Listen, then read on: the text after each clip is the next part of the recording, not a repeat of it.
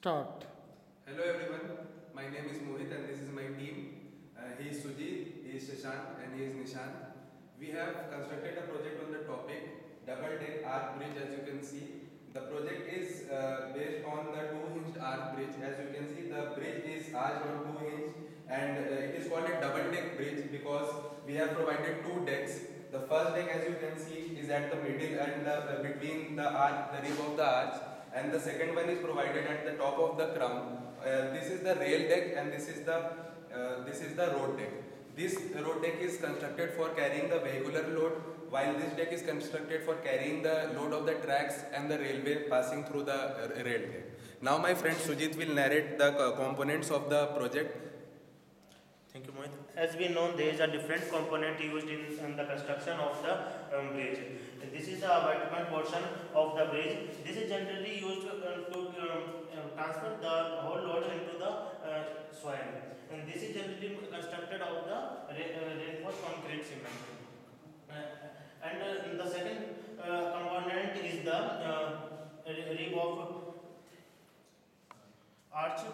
This rib of arch is generally made up of steel. It is a flexible member connected with it.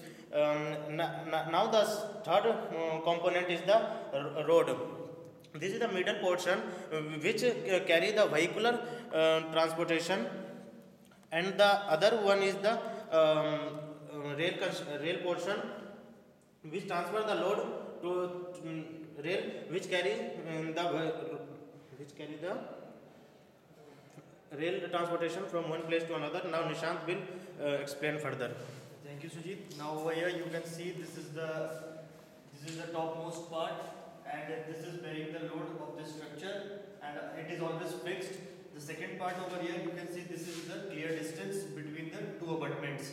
This is called as the clear distance between the two abutments. And the next over here you can see the hinge which is carrying the load, which is used to give a two-end support to the arch.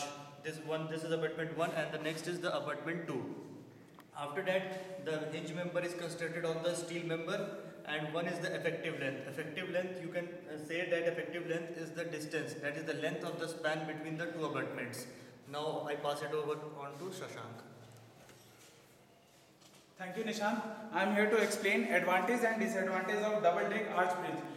First advantage, it has high resistance. Second, it goes stronger over time. Its compression get higher by the increase of time.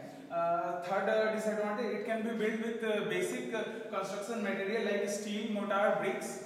And for disadvantage, first disadvantage is that it is very costly. This project costs very much high. Second disadvantage, it is of very high level material. And now my friend Sujit will conclude. As you can see, the project is very generous and important for the development of the country because various types of transportation are used, like the waterway can be used by the clear distance between the two abutments, and road transport is also available at the road deck, and the top deck